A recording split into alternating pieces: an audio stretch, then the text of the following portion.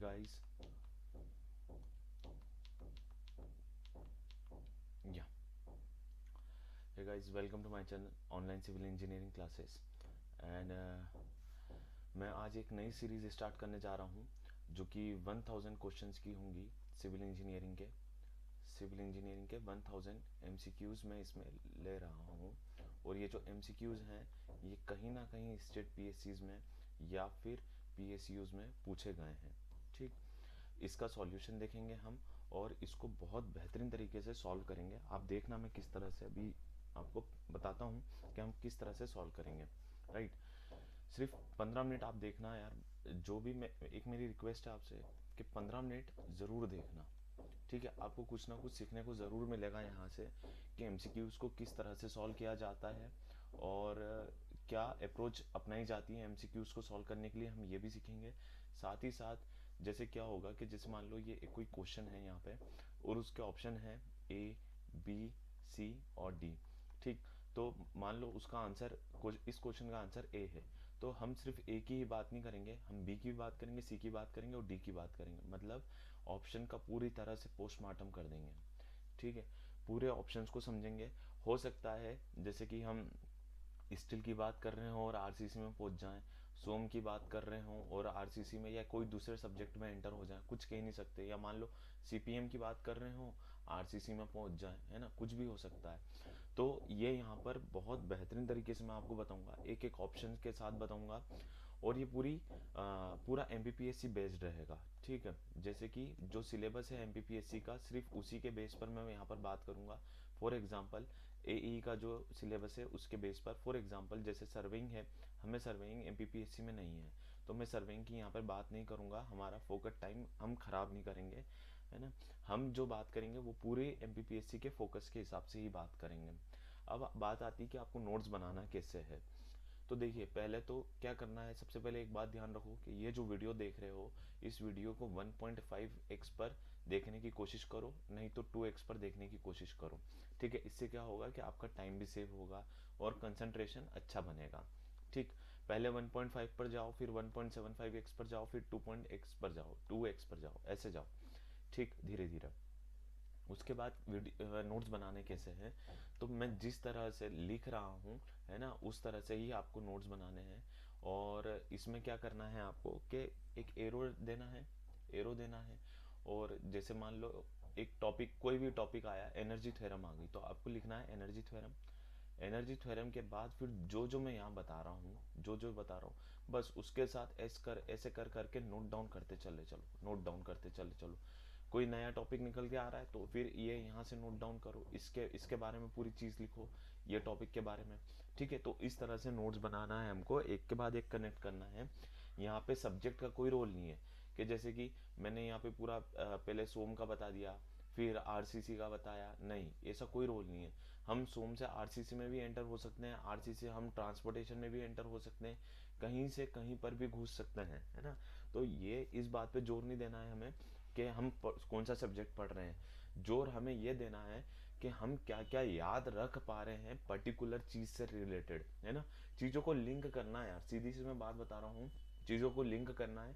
और आपको समझ में आ जाएगा कि किस तरह से हम चीज़ों को लिंक कर रहे हैं, जो हमारे टॉपिक्स हैं उनको लिंक कर रहे हैं।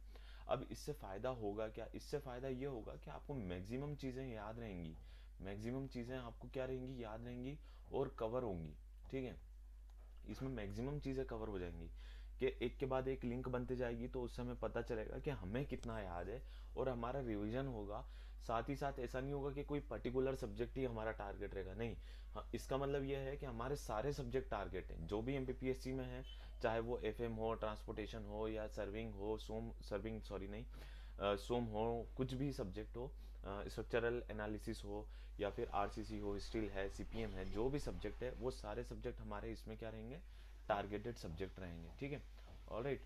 तो इससे मैक्सिमम बेनिफिट यही मिलेगा कि सारे सब्जेक्ट हमारे कवर होंगे, इसमें एक भी सब्जेक्ट नहीं छूटेगा। दूसरी बात यह है कि मैं जो अभी ये 1000 क्वेश्चन की सीरीज ले रहा हूँ, इसमें मैं per day minimum 20 to 25 questions cover करवाने की कोशिश करूंगा।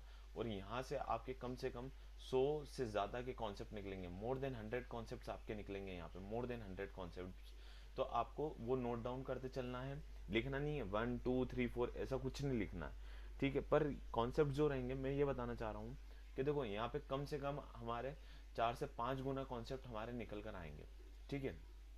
5 गुना कॉन्सेप्ट, तो अगर हम 1000 क्वेश्चन लगा रहे हैं तो आप ये समझो कि कम से कम 5 से 6 हजार कॉन्सेप्ट आपके यहाँ पे कवर होंगे, ठीक। ये सिविल इंजीनियरिंग के 5 से 6 हजार कॉन्सेप्ट। उसके बाद जितनी, अगर आपका मुझे बहुत अच्छा रिस्पांस मिलता है इस सीरीज को लेकर, तो मैं क्या करूँगा कि यहाँ पर फिर मैं नेक्स्ट टाइम अगली बार फिर 1000 क्वेश्चन की सीरीज लेकर आऊँगा और फिर हम क्वेश्चन को सॉल्व करेंगे, आगे के कॉन्सेप्ट और क्लियर देखेंगे, ठीक है। तो स्टार्ट करते हैं हमारा आज का पहला सेशन यहाँ से और देखते हैं हमारा फर्स्ट क्वेश्चन। चलिए ये क्वेश्चन नंबर 1 है। देखो क्वेश्चन नंबर 1 क्या बोल रहा है, the ratio of stiffness of a beam at the near end when the far end is hinged to the stiffness of a beam at the near end when the far end is fixed. दो चीजें बोल रहा है, जब एक far and hinged है और एक फार एंड फिक्स्ड है। तो देखो ये हिंज की कंडीशन होती है, सेकंड ये फिक्स की कंडीशन होती है। फार एंड ये हमारा नियर एंड है, लेट्स से ये ए जो है ये नियर एंड है और बी जो है ये फार एंड है, ठीक। अब यहाँ पे हिंज, ये इसे हिंज बोलते हैं, हिंज। और इसमें इक्विलिब्रियम रिएक्शंस कितनी होती हैं, इक्विलिब्रियम रिएक्शंस इसमें होती हैं 2, ठीक। कौन सी, summation of F Y is equal to 0, summation of F Y F X is equal to 0, ठीक है। ये दो इक्विलिब्रियम इक्वेशंस इसमें होती है।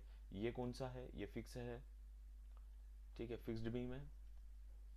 इसमें इक्विलिब्रियम रिएक्शंस कितनी होती हैं, 3 होती हैं, ठीक, 3 होती हैं। कौन सी होती हैं, summation of F X is equal to 0, summation of F Y is equal to 0 और moment about Z axis is equal to 0। ये 3 रिएक्शंस यहाँ होती हैं।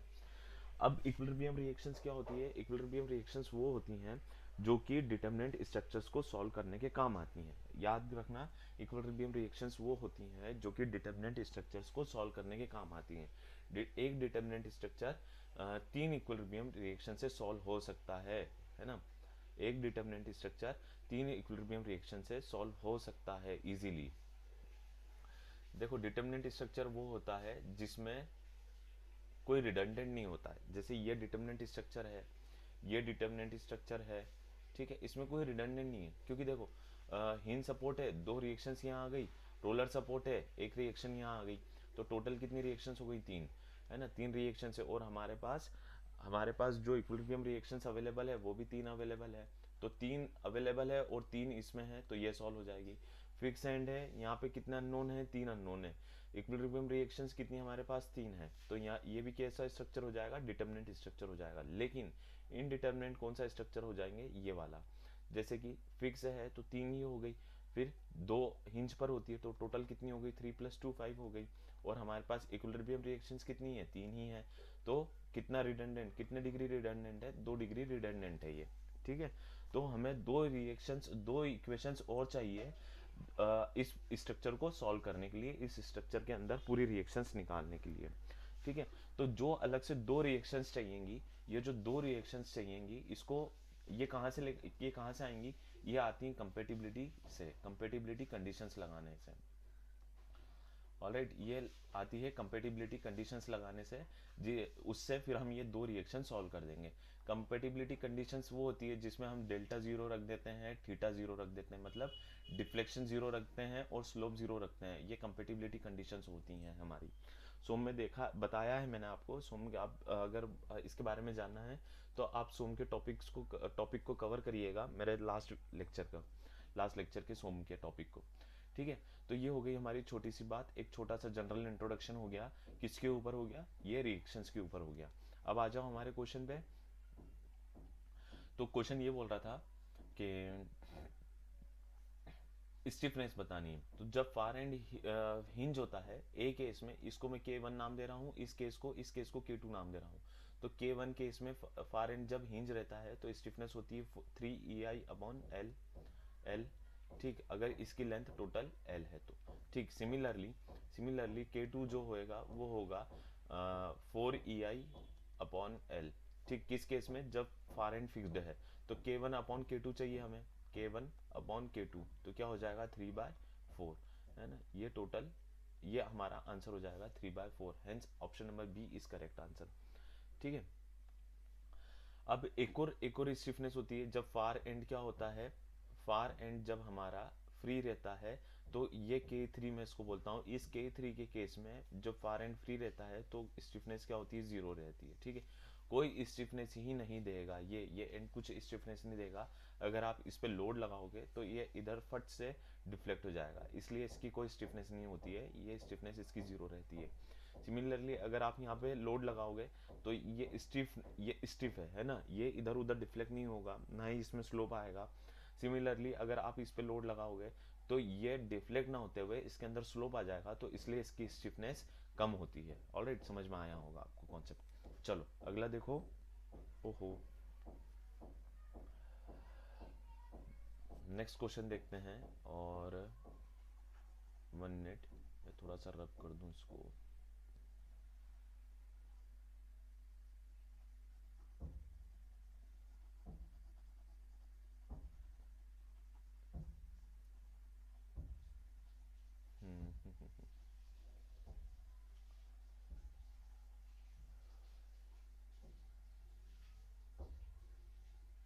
हम्म चलो अगला क्वेश्चन देखें। Question number 29। क्वेश्चन नंबर 29 क्या बोल रहा है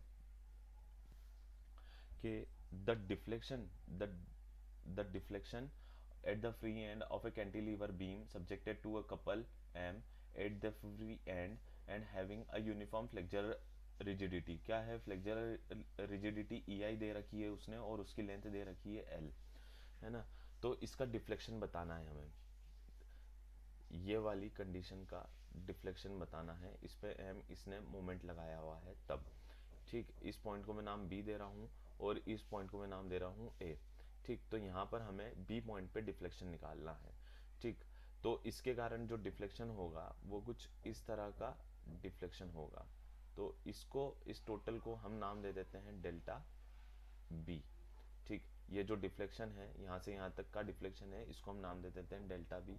और सिमिलरली ये जो एंगल है यहाँ पर, ये जो एंगल है इसको मैं नाम दे देता हूँ थीटा बी।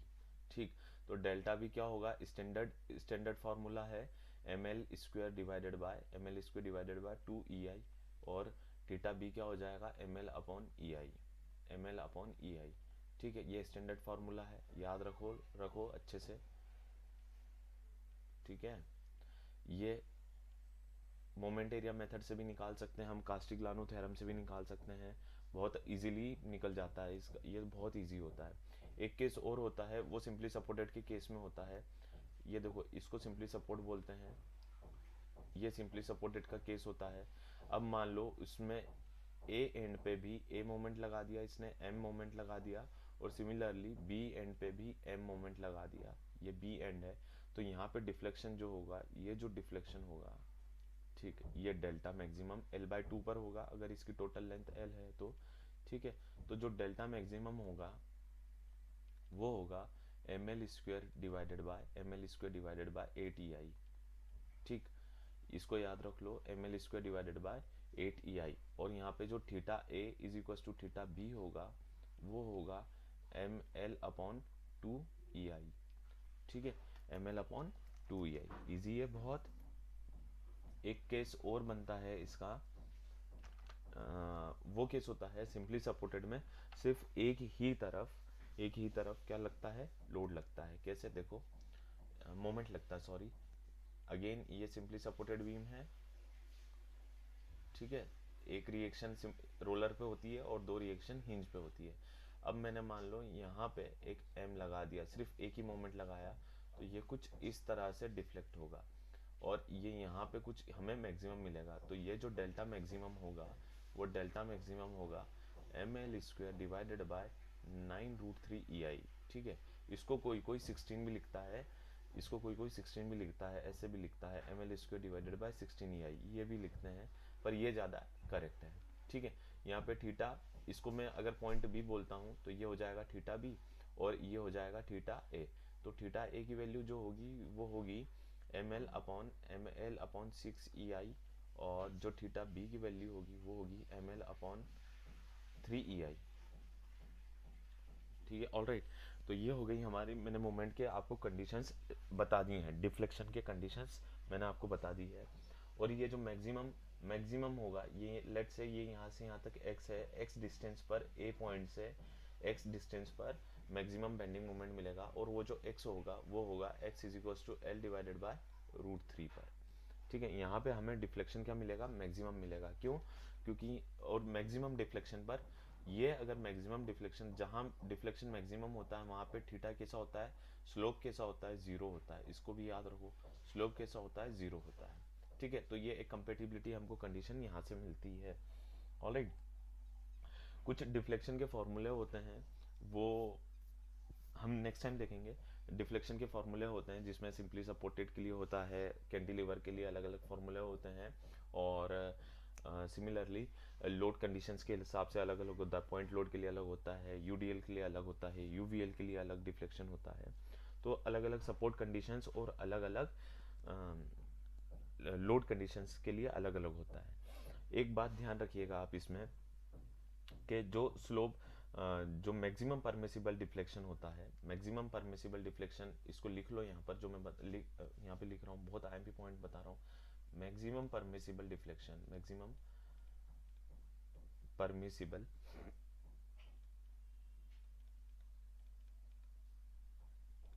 परमिसिबल डिफ्लेक्शन जो होता है वो होता है L/325। ठीक है, L क्या है, centre to centre length of span, length, centre to centre length है ये स्पान की, और ये मैक्सिमम परमिसिबल डिफ्लेक्शन है L/325। ये बहुत ज़्यादा पूछा जाता है, कई बार 300 भी देगा, 350 भी देगा, पर आपको क्या याद रखनी है, L/325 यही याद है, और ये अकॉर्डिंग टू BIS है, अकॉर्डिंग टू BIS।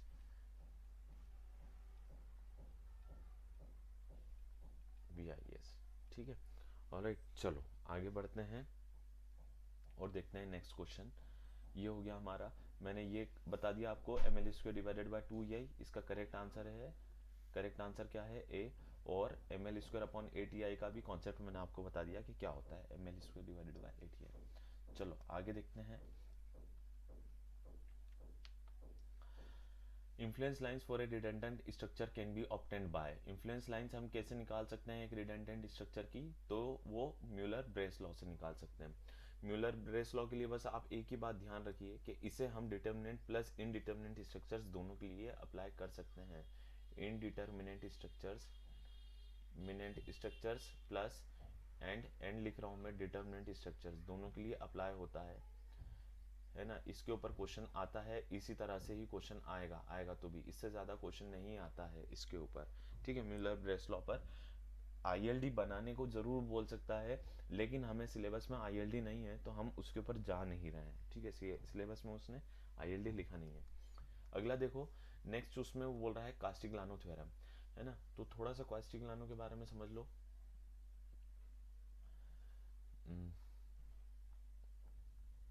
कास्टिग्लियानोस थ्योरम, है ना, इसके बारे में समझ लो। इसने दो थ्योरम दी है, थ्योरम 1 और यहाँ पे मैं लिख रहा हूँ थ्योरम 2। पहली थ्योरम बोलती है partial differentiation of strain energy with respect to external load which gives us delta. Similarly theorem number 2 बोल रही है partial differentiation of strain energy with respect to displacement, ये डिस्प्लेसमेंट है, which give us external force P। ठीक है, ये दो conditions इसकी कास्टिग्लियानो ने, बहुत फेमस कंडीशंस हैं, ये दी है, ये बहुत आईएमपी है। ठीक है, इसको मार्क कर लेना। ठीक, अब इसकी कुछ टर्म्स भी कास्टिग्लियानो ने बोली कि इनकी कुछ टर्म्स भी है, तो वो टर्म्स को भी समझो कि कब कास्टिग्लियानो लगती है। तो ये इसकी जब मटेरियल कैसा हो, मटेरियल होना चाहिए linear elastic, linear elastic material होगा तभी कास्टिग्लियानो लगेगा फर्स्ट। दूसरी बात, टेम्परेचर कांस्टेंट रहेगा तब लगेगा, टेम्परेचर कांस्टेंट रहेगा तब लगेगा। और तीसरी बात, जो सपोर्ट होंगे वो जो सपोर्ट कंडीशंस होंगी वो अनयील्डिंग होगी यील्डिंग होगी, तब ही ये लगेगा, उसके पहले नहीं लगेगा। ठीक है, ये Castigliano same assumptions Maxwell reciprocal के लिए भी हैं, मैक्सवेल रेसिप्रोकल के लिए भी हैं और बेटीज लॉ के लिए भी हैं। ठीक है, ये अब ये देखो, इसको समझो कि कास्टिग्लियानो ने जो बात बोली है, ये स्ट्रेन एनर्जी की बात बोली है यहाँ पे। यू क्या है? Total strain energy, total strain energy. ठीक है, अब ये जो टोटल स्ट्रेन एनर्जी होती है, ये हमें सिलेबस में 4 प्रकार की है और ज़्यादातर बात जो होती है वो 3 पे ही होती है, तो मैं वो 3 समझा देता हूँ। ठीक है, जो 3 होती हैं वो मैं तीनों समझा देता हूँ आपको यहाँ पे। पहली होती है बेंडिंग में, इसी तरह से लिखो जिस तरह से मैं लिख रहा हूँ। ठीक है, और स्पेस नहीं है तो आगे पीछे करके कुछ लिखो। पहली होती है बेंडिंग में, दूसरी होती है टॉर्शन में, ये टॉर्शन में, टॉर्शनल स्ट्रेन एनर्जी। चौथी तीसरी होती है, थर्ड वन जो है वो है एक्सियल एक्सियल, और फोर्थ वन जो है वो है शेयर। ठीक है, शेयर की हमें पूछी नहीं जाती है तो ज़्यादा इस पर फोकस नहीं करना है, हमें बात करनी है बेंडिंग पे। तो बेंडिंग का जो फॉर्मूला होता है, जो बेंडिंग का फॉर्मूला दिया रहता है वो होता है, इंटीग्रेशन रहने दो अभी, इंटीग्रेशन से ज़्यादा थोड़ा वो हो जाएगा, इंटीग्रेशन को अभी नेग्लेक्ट करो। ठीक, इसमें जो u हो जाएगा उसको इस तरह से याद रखो आप, M square D X divided by 2 EI। ठीक है, मैंने लगा दिया, हालांकि इंटीग्रेशन चलो ऐसे ही याद रख लो। ठीक है, dx की जगह l लिख लेना यार, फिर से बता देता हूँ, M square L divided by 2 EI, इससे याद रख लो। ठीक है, अब यहाँ पर देखो, जो टॉर्शनल की होगी वो T square L divided by 2GIP होगी, और जो एक्सियल फोर्स के लिए होगी P square L divided by 2AE होगी। ठीक है, ये स्ट्रेन एनर्जी के फॉर्मूलेज हैं जो कि बहुत IMP फॉर्मूले हैं आपके लिए। अब इसमें एक बात देखो कि ये जो लिखा हुआ है क्या, AE होता है axial stiffness, axial rigidity, axial rigidity. ठीक, GIP जो होगा वो होगा टॉर्शनल रिजिडिटी, टॉर्शनल रिजिडिटी। और EI जो होगा, ये EI जो होगा वो होगा flexural rigidity, rigidity. So clear है इतनी बात? ठीक, अलग अलग प्रकार की रिजिडिटी। आईपी क्या है? Polar moment of inertia. Polar moment of inertia क्या होता है? पोलर मोमेंट ऑफ इनर्शिया क्या होता है? आईपी क्या होता है? आईपी होता है IXX प्लस IYY। ये कौन सी थ्योरम है ये देखना है आपको, पैरेलल एक्सिस थ्योरम है कि परपेंडिकुलर एक्सिस थ्योरम है, ये देखना है आपको। ठीक है, एक ICG भी होता है प्लस AK² होता है, ये दोनों देखो कि कौन सी थ्योरम परपेंडिकुलर है और कौन सी थ्योरम हमारे पैरेलल एक्सिस थ्योरम है, दोनों में से आप देखो ये। अब आ जाओ इधर कास्टिग्लियानो पे। अब ये जो कास्टिग्लियानो है, ये जो हमें इसने थ्योरम्स दी हैं, ये जो 2 थ्योरम दी हैं, तो ये क्यों दी है इसने, इस बात को समझो कि इसने ये बोला है कि अगर आपके पास, अगर हमारे पास एक इनडिटर्मिनेट स्ट्रक्चर है तो उसके अंदर हमें क्या करना पड़ता है, इसकी 5 रिएक्शंस होती हैं। ठीक है, फिक्स पे 3 हो जाएंगी, अगर इस पे कुछ ऐसा लोड लग रहा है तो, और इस पे कितनी हो जाएगी 2, तो टोटल रिएक्शंस कितनी हो जाएंगी 5। तो कितने डिग्री रिडंडेंट है? 5 - 3, तो ये 2 डिग्री रिडंडेंट है। तो ये हमें दो इक्वेशंस निकालनी पड़ेंगी। ये 2 रिएक्शंस कैसे कैलकुलेट करेंगे, तो उसने बताया कि आप ऐसे कैलकुलेट कर लो या फिर ऐसे कैलकुलेट कर लो। अब इसमें एक चीज़ और होती है कि ये तो del U upon del P is equal to delta होता ही होता है, इसको आप इस तरह से भी लिख सकते हो, del U upon del M is equal to theta. ठीक है, ये भी होता है कास्टिग्लियानो के थ्रू ही होता है। ये m क्या है? एक्सटर्नल मोमेंट है ना, अगर हमें एक्सटर्नल मोमेंट निकालना है तो विद रिस्पेक्ट टू m के से हम स्ट्रेन एनर्जी को पार्शियल डिफरेंशिएट कर देंगे तो हमें जो मिल जाएगा वो थीटा मिल जाएगा। ठीक, अगर हमें मोमेंट पता है तो, या फिर मोमेंट निकालना है तो, और अगर थीटा का पता है तो। ठीक है, तो ये चीज़ें कास्टिग्लियानो ने दी है। और यही कंडीशंस को हम क्या बोलते हैं, इन्हीं कंडीशंस को हम बोलते हैं कंपेटिबिलिटी कंडीशंस। ये दोनों कंडीशन को हम क्या बोलेंगे, कंपेटिबिलिटी कंडीशंस, कंपेटिबिलिटी कंडीशन। ठीक है, याद रखना है इसको बहुत अच्छे से।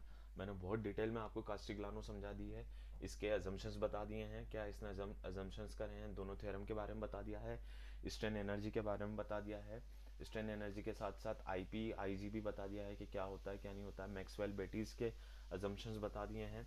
एक जो एक्स्ट्रा रहता है वो ये भी बता दी है, ये बहुत कम लोगों को पता होती है।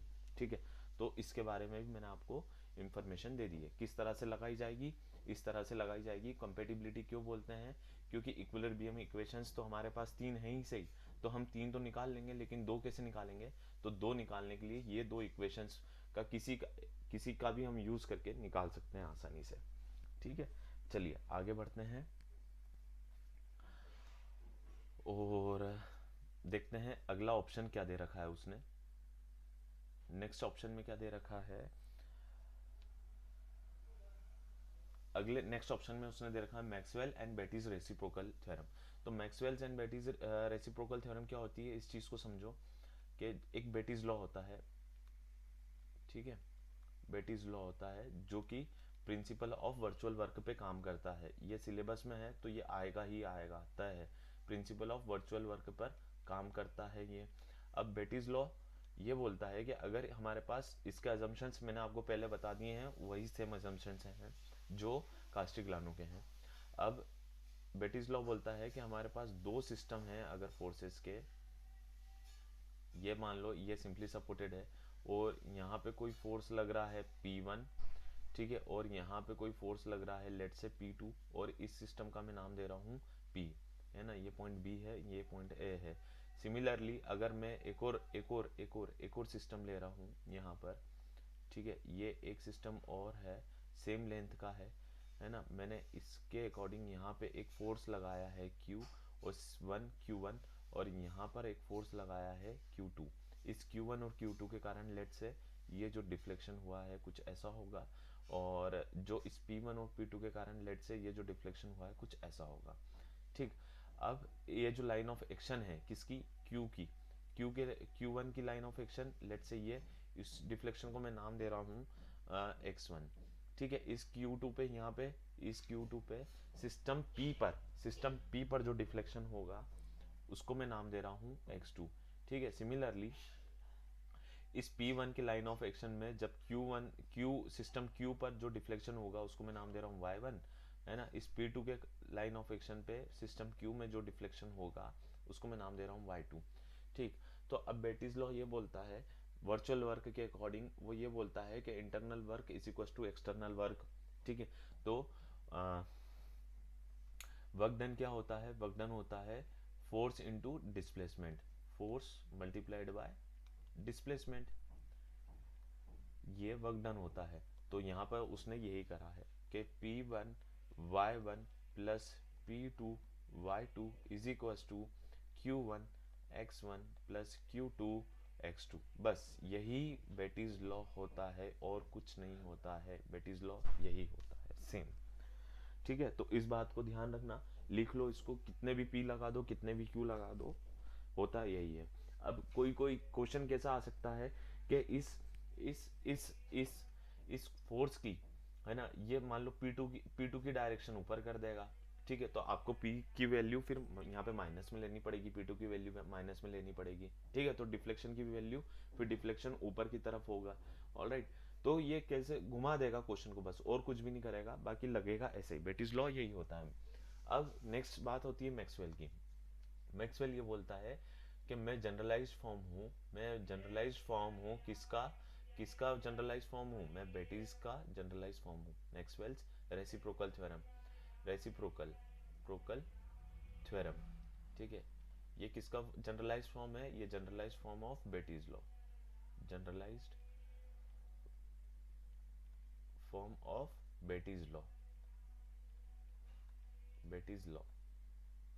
ठीक, क्या होते हैं, क्या होता है जनरलाइज फॉर्म मैक्सवेल का, तो इसको भी देख लो। जैसे इसने मैक्सवेल ने बोला कि लेट से ये एक वापस से एक सिस्टम है, इस सिस्टम को मैं P नाम दे रहा हूँ। सिमिलर एक फोर्स यहाँ पे मैंने P लगाया है और इस P1 लगाया है।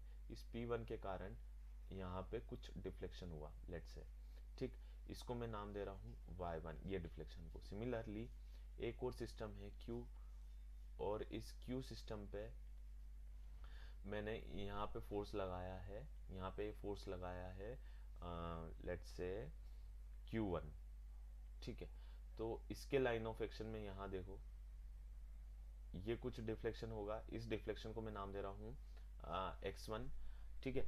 और इसके कारण जो डिफ्लेक्शन होगा वो कुछ ऐसा होगा, और इस लाइन ऑफ एक्शन के अकॉर्डिंग मैं जो नाम यहाँ पर दे रहा हूँ उसको मैं नाम दे रहा हूँ y1, ठीक है। इस y1 को कैंसिल करना, ये y1 नहीं है, ठीक है। यहाँ पर जो मैं डिफ्लेक्शन दे रहा हूँ वो दे रहा हूँ y1। तो मैक्सवेल ये बोलता है कि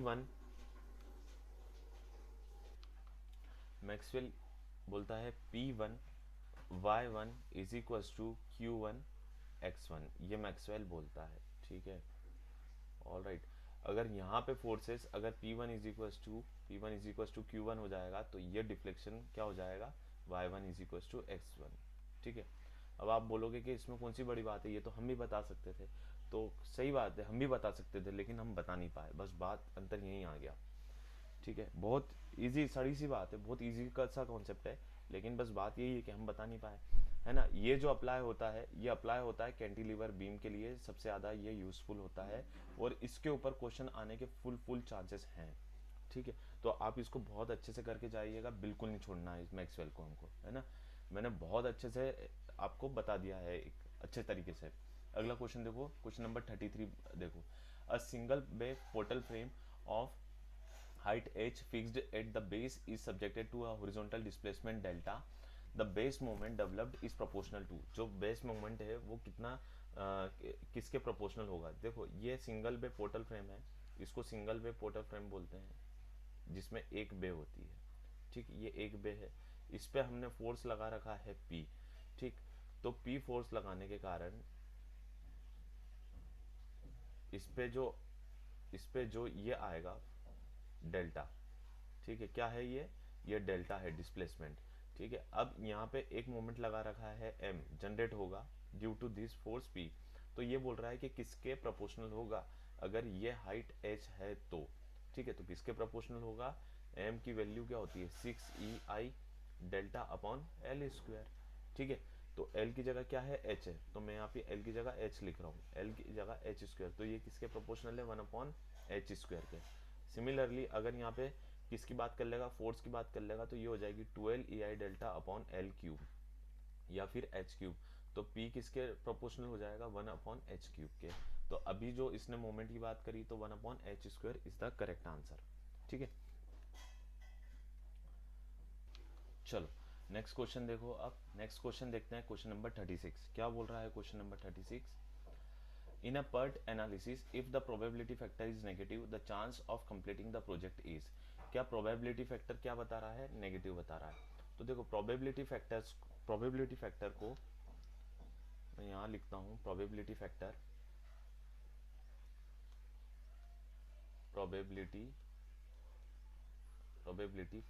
इसको एक और नाम से बोलते हैं, और नॉर्मल डेविएट।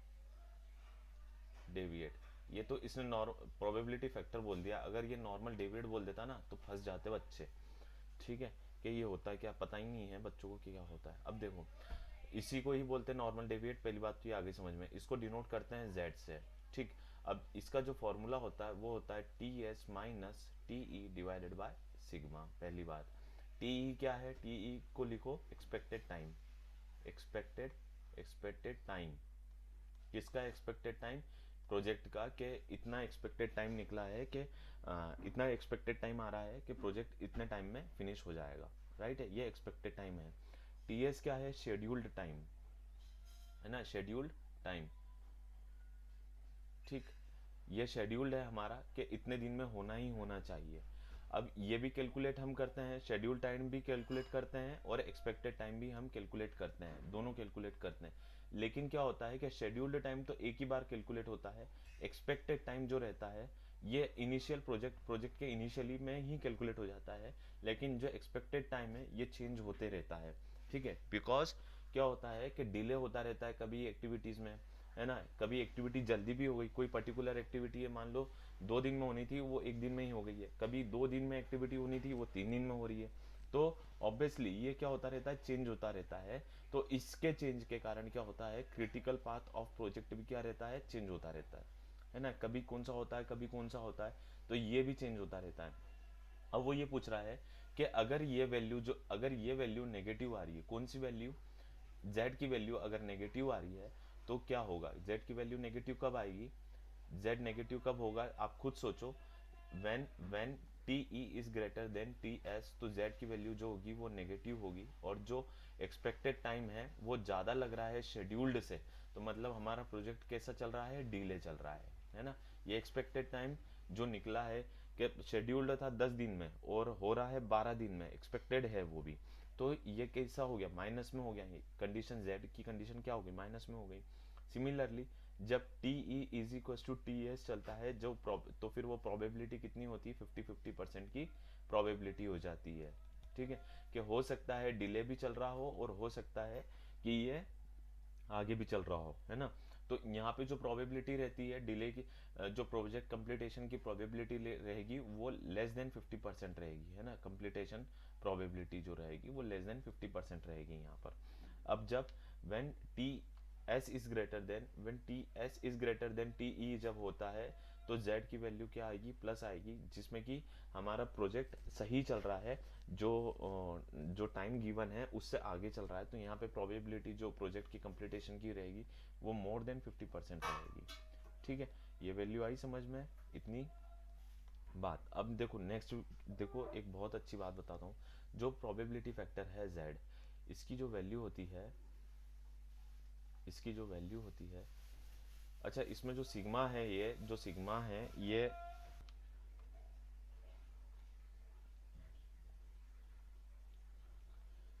इसमें जो सिग्मा है वो सिग्मा स्टैंडर्ड डेविएशन है। हाँ, इस सिग्मा को देखो, इसको लिखो स्टैंडर्ड डेविएशन, स्टैंडर्ड डेविएशन, ठीक।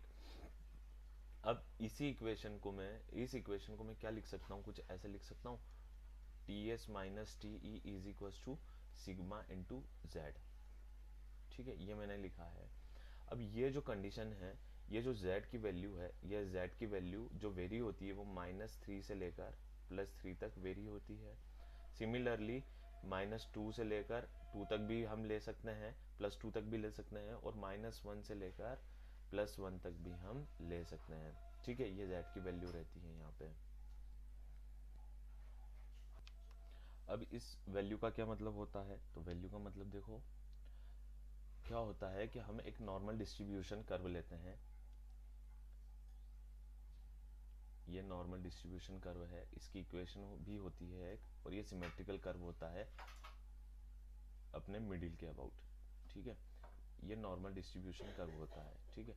अब जब लेट्स से इसकी वैल्यू जो मैंने ली है, ठीक है, वो -3 से लेकर +3 रहती है, ठीक है, यह z की वैल्यू, और जो बीच में जो रहता है वो रहती है टी ई, ये जो पॉइंट है ये है टी ई, ठीक।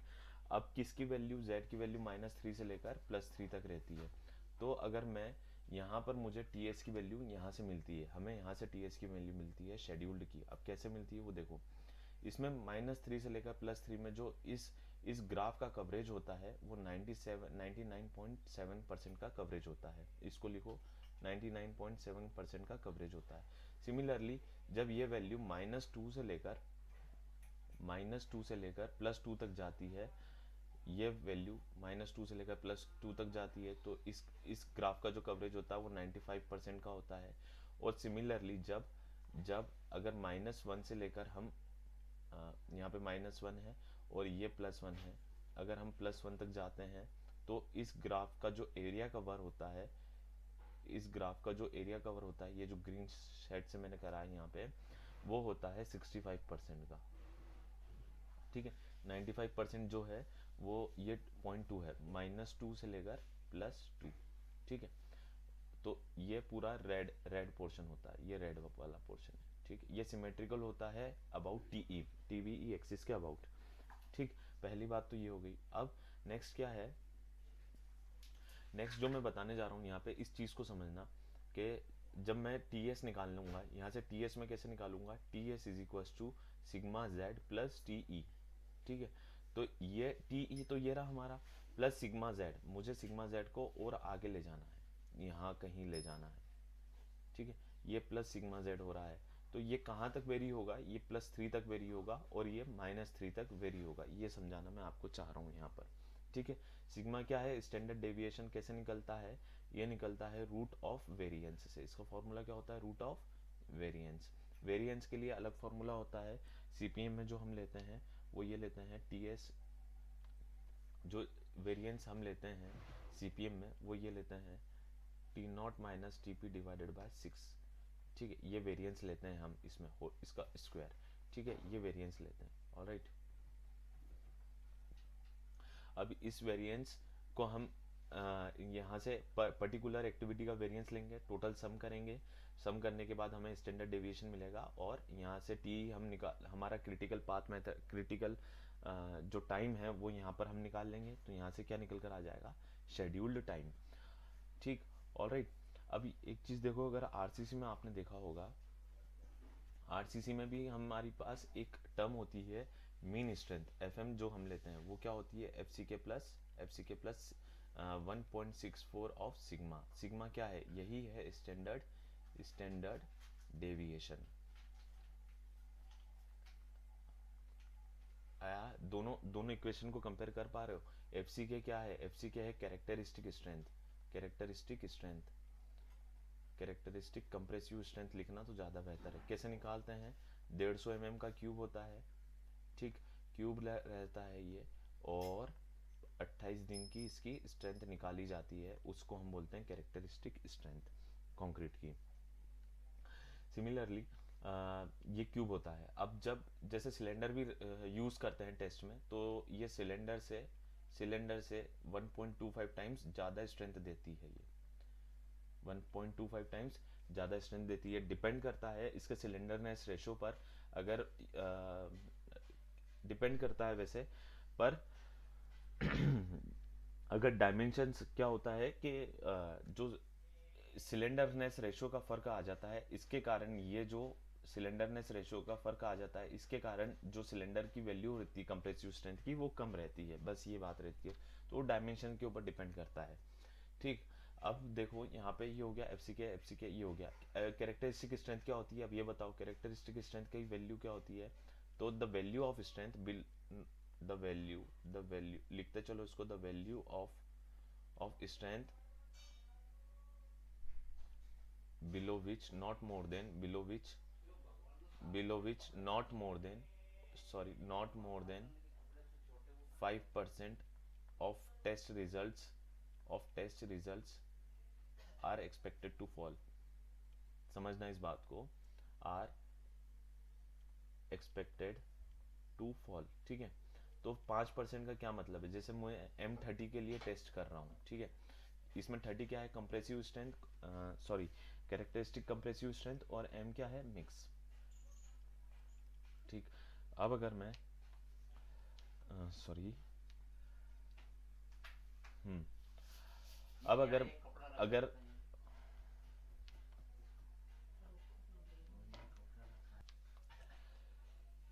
इसका मतलब क्या है 5% का, तो देखो क्या होता है कि जैसे हमने एक छोटा सा कॉन्सेप्ट है, इस कॉन्सेप्ट को समझना और हो जाएगा हमारा, नेक्स्ट क्वेश्चन पे बढ़ेंगे। हमने 100 क्यूब लिए, मान लो M30 के लिए हम टेस्ट कर रहे हैं, और इन 100 क्यूब की हमने टेस्ट करा है, तो 5 क्यूब ऐसे होंगे जिसकी स्ट्रेंथ 30 से कम होगी, और 95 क्यूब ऐसे होंगे जिसकी स्ट्रेंथ 30 से ज़्यादा होगी। तो इसलिए तभी हम उसको क्या बोलेंगे कि हाँ ये M30 के लिए वैलिड है। ठीक है, ये M30 कॉन्क्रीट वैलिड है, और ये 5 क्यूब होता है। अब इसको यहाँ पर नॉर्मल डेविएशन कर्व पे समझो, देखो क्या होता है कि ये हमारा नॉर्मल डेविएशन कर्व है जो अभी मैंने बनाया था पहले, थोड़ा सा उल्टा बन गया है। हाँ, यह हमारा नॉर्मल डेविएशन कर्व है जो ऐसा होता है। ठीक है, ये रहता है। अब इसमें 5% क्या है, इसमें 5% ये है, इस चीज को देखना, ये होता है 5%।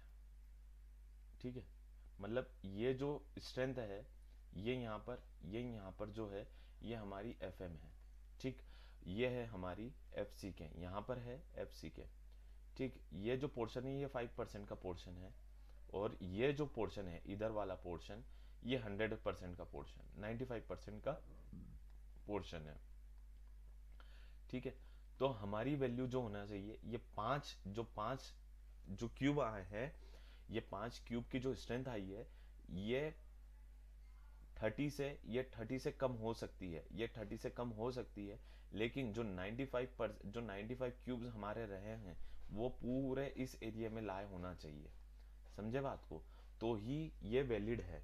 ठीक, अब कभी कभी क्या बोल देता है कि क्वेश्चन में, बहुत फेमस क्वेश्चन है कि एफ एम, अब इस कैरेक्टरिस्टिक कंप्रेसिव स्ट्रेंथ को 5% ना करते हुए ये 50% कर देता है, बोल देता है कि कैरेक्टरिस्टिक कंप्रेसिव स्ट्रेंथ 50% है।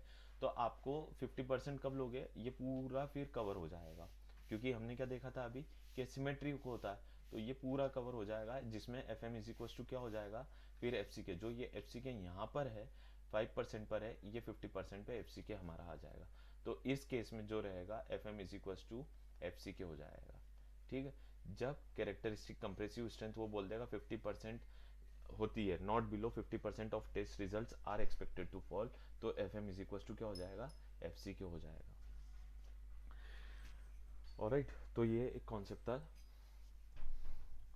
चलो आगे देखते हैं और हमारा नेक्स्ट क्वेश्चन सॉल्व करते हैं। नेक्स्ट क्वेश्चन क्या बोलता है उसको समझते हैं।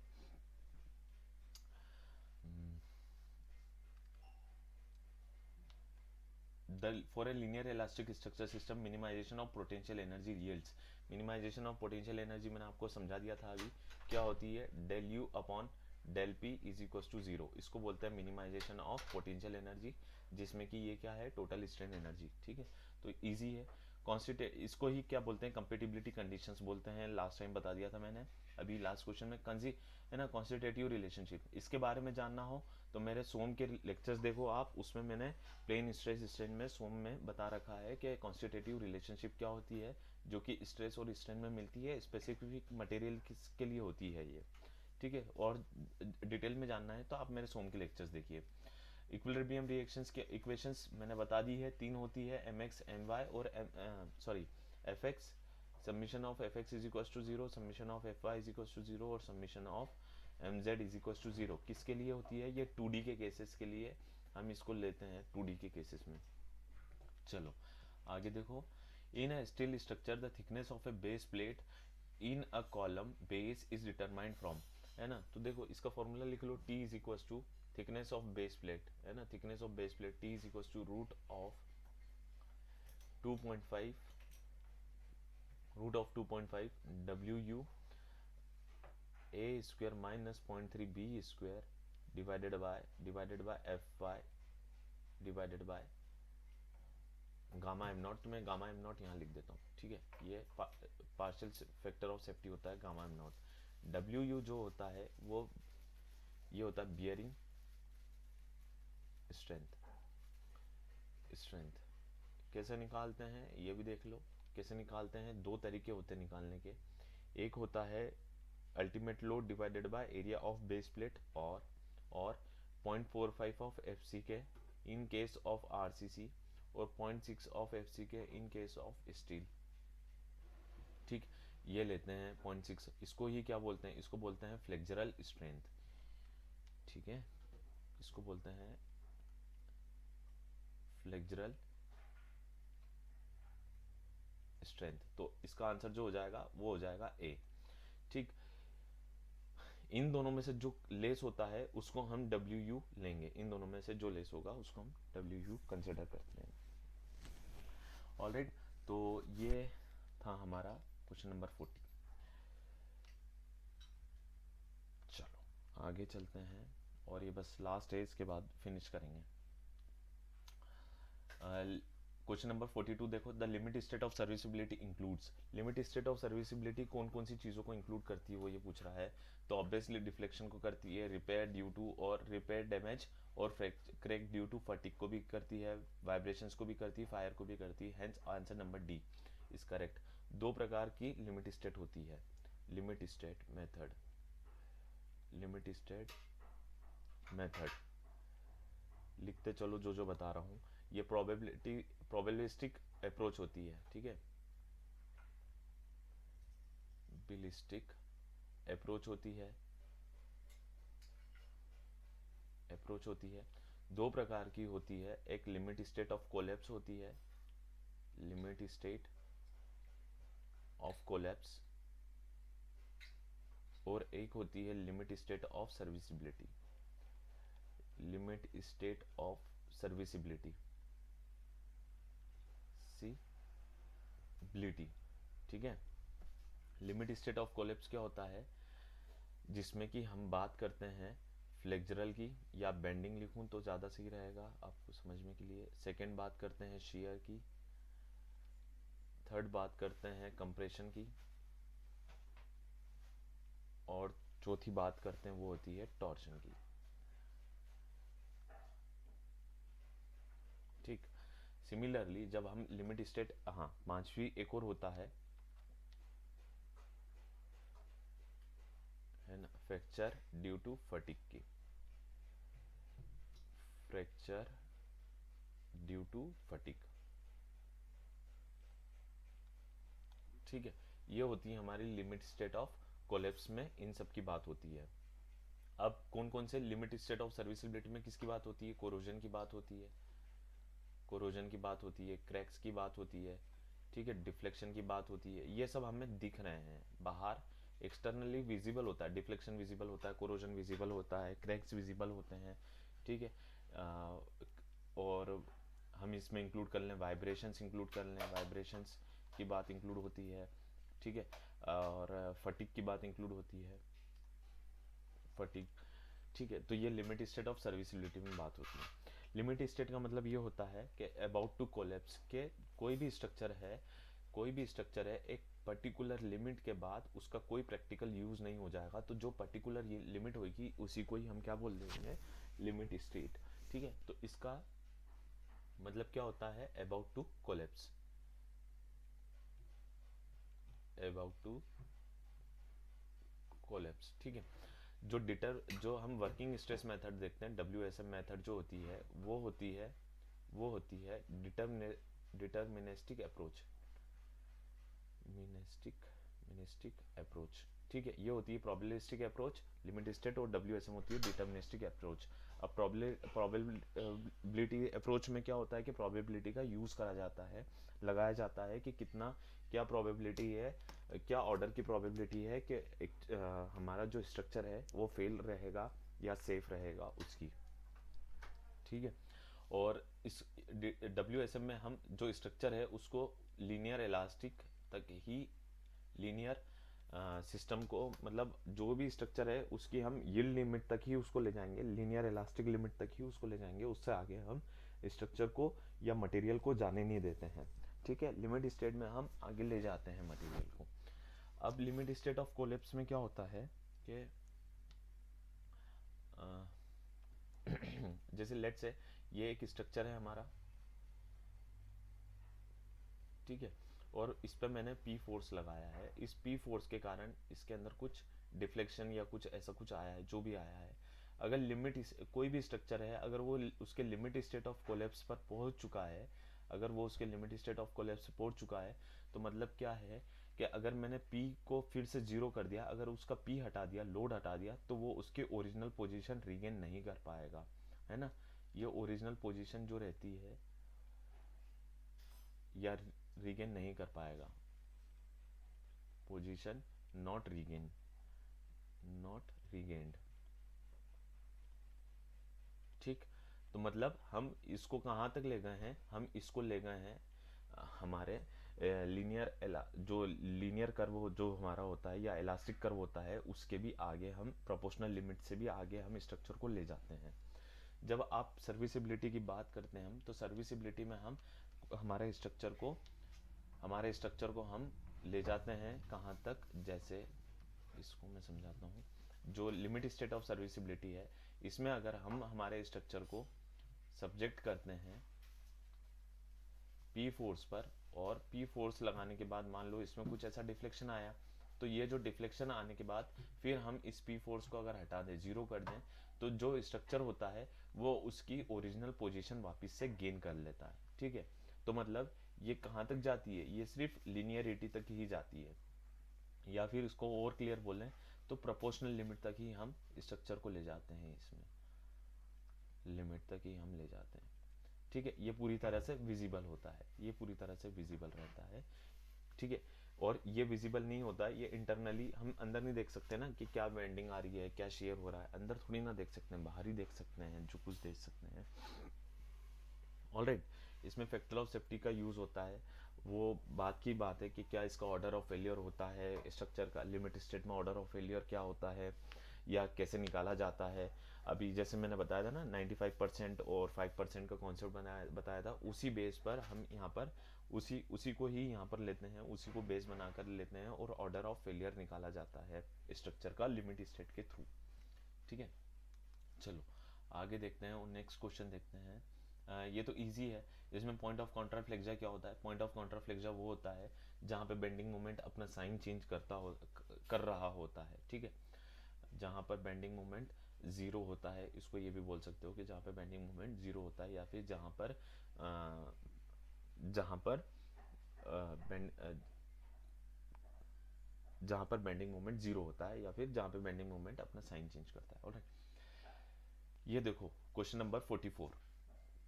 For a propped cantilever beam of span L is carrying a vertical concentrated load at mid span, the plastic moment capacity पूछ रहा है, वो MP है, तो उसका कोलेप्स लोड क्या होगा ये पूछ रहा है वो। तो हमने अभी देखा कि प्रॉप्ड इसको बोलते हैं, इस ये बोल रहा है कि एक लोड दे रखा है P, अगर इस पे हम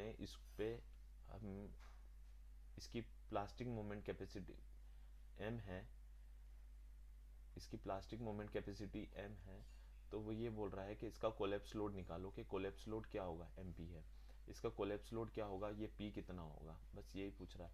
तो लेट से दिस इज थीटा, अगर ये थीटा होगा तो ये भी थीटा होगा और ये भी थीटा होगा। ये क्या है, ये है प्लास्टिक हिंजेस।